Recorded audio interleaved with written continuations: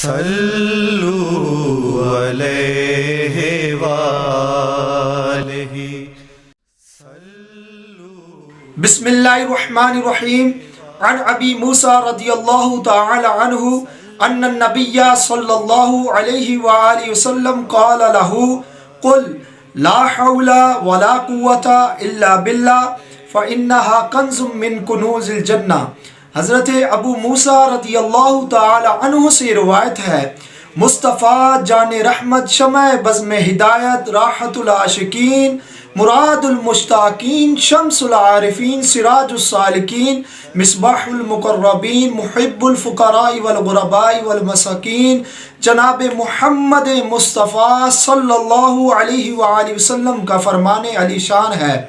لا حول ولا قوت الا باللہ پڑھا کرو کیونکہ یہ جنت کے خزانوں میں سے ایک خزانہ ہے۔ صلوا علیہ